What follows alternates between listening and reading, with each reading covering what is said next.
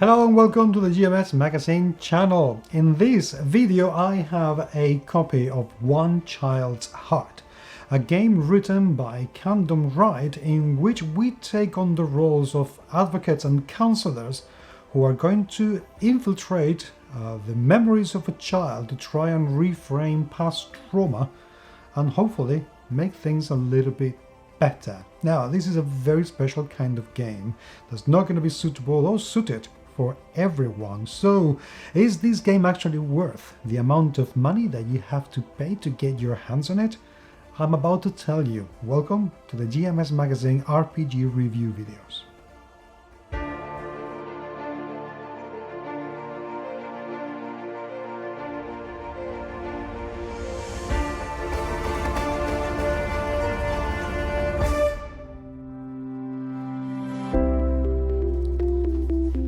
One Child's Heart was written with a very specific purpose in mind. This is not a generic role-playing game that you can just throw any kind of scenario at it, or you can play with pretty much any kind of wanton gay abandon, because it just wouldn't work at all. If I read the reference that says in the back of the book, it literally says, I'm sorry, I need to take my glasses off because, poor eyesight. It's a tabletop role-playing game where you consensually enter the memories of a child in crisis, taking on the roles of a child's welfare professionals. Your goal will be to help the child feel less alone and forge a meaningful connection with them. These resilient children have agreed to work with the professionals and learn to reframe their troubling memories as part of recovering from their difficult past. This unique game uses its own innovative blah blah that keeps going, but I will go into it in a minute. So no dungeon fighting, superhero going all over the place. This is a game with a very specific purpose, a very specific scenario in mind, with a very specific gameplay designed for it. So let's go into it a little bit deeper. Production wise, I have to say I do love the cover. The sense of loneliness, isolation, the metaphorical long shadow that can be cast on a child's both memories and lives, and the waves around the loneliness of the kid, I just love it. Really, I just find it very powerful. So I'm absolutely in love with it. I think it is a great use of the back cover as well, where the game is explained perfectly. So if you ever see this book in a convention or at a store, you will be able to know exactly what it is like. I love that it shows very clearly how many players it can play up to, that it is an adult theme, average gameplay time. It's great. I really like how they've done it. It's a softback. So yeah, I wish there was a hardback edition of this game. I don't know if there is. I have the softback, and here we are. And the inside is all grayscale. It's all in black and white. Spares in sense of illustrations, which is fine, because this is not meant to be the game that needs to give you a very, very clear picture as to what you're playing. This is a game in which you're going to be creating the clear picture where you're going to be playing. So I like that they give you some pointers and some ideas, but it doesn't really condition what the game is meant to be looking like. The illustrations, however, are absolutely lovely, really well done, very, very skillful, and incredibly appropriate for pretty much anything. I love how evocative they are. So yeah, absolutely nothing to complain about. One thing else that I really liked when I was reading this and started to read was the table of content, which for a book that only goes to 107 total, I think it's 100 odd pages, 122, it is a very comprehensive table of contents, which I very much like. So that's something, very great attention to detail. What chapters do we find? We find the introduction, setting up the background, creating the characters, playing the game, and being the advocate, and an example of play with some sample memories, even though you will be expected to create your own memories to play with different children. Now, this game places a massive emphasis, and rightly so, in safety tools. This is a very realistic, I'm even going to go to say simulationist kind of game, with catharsis being very much at its core. And I don't think you can play this game without going for that. So you have to keep that very, very much in mind. Character creation, I'm not going to say is limited, but it is restrained to becoming somebody who's going to be helping children. And the ethos of wanting to help kids reframe memories and forge a better life for themselves must be a part of the character focus. Otherwise, yeah, it just turns into something that this game is not meant to be. So what is the point? There are other games that you can play if that's what you want to do. There are different types of characters that you can create, and let's delve into them a little bit better, a little bit more in detail. Creating character, page 29. See, it's very good to have a big table of content. I love it.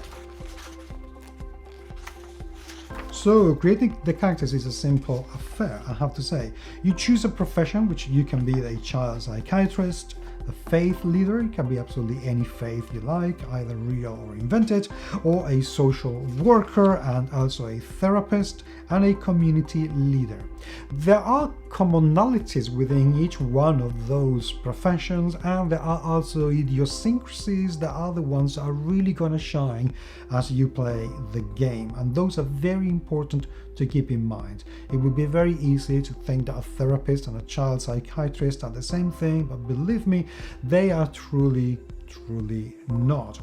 And the one very cool thing about this as well is that it does allow for the ethos of the character to be in conflict with the ethos of another character. I wouldn't be surprised at all if there was a child psychiatrist that sees a faith leader and thinks, yeah, I don't like this, but how can I work together for the well-being of the child?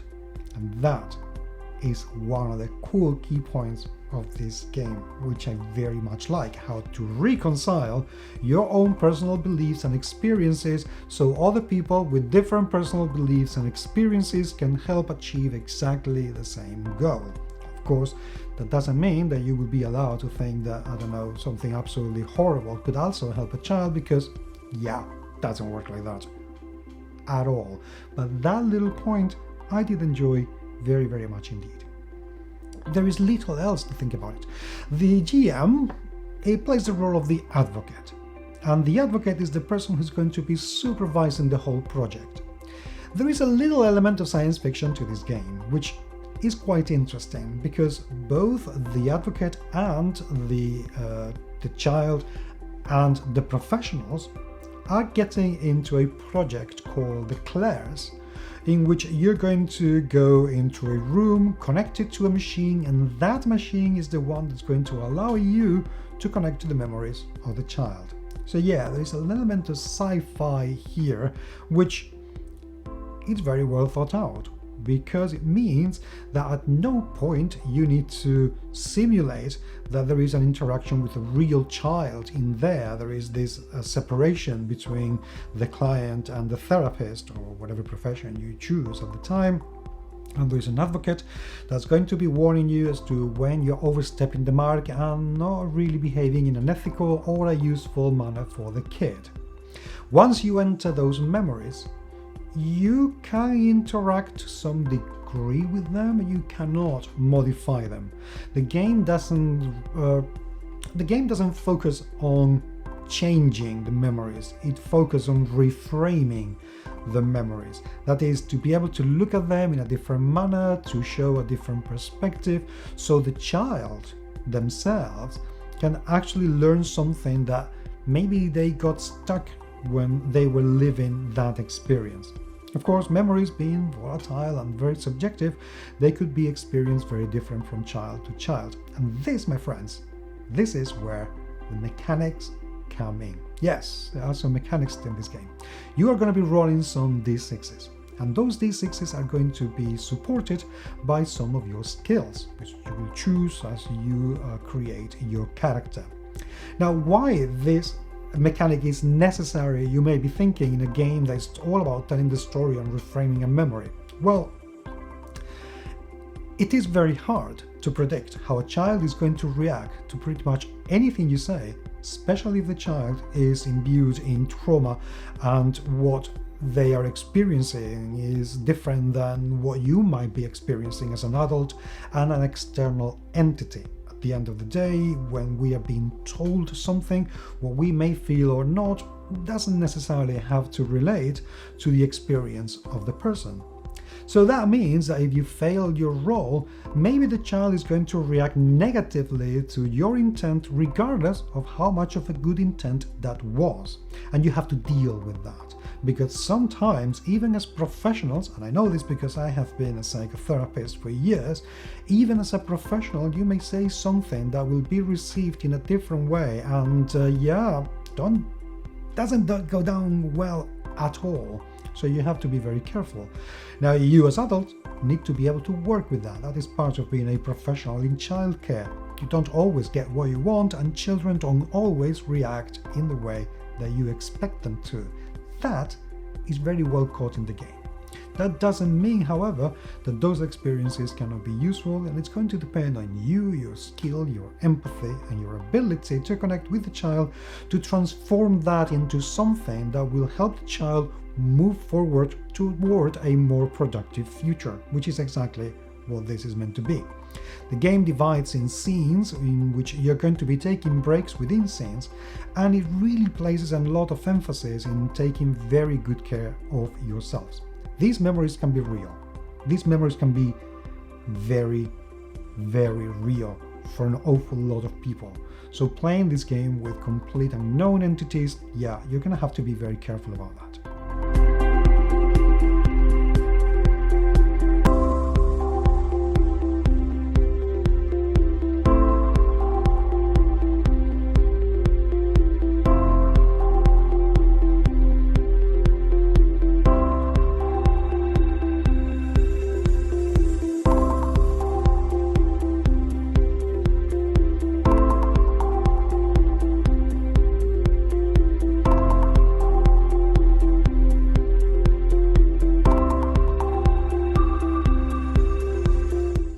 One thing to say, there are also some small essays which I'm going to take a look at the names because I don't want to miss any and I don't want to mess it up.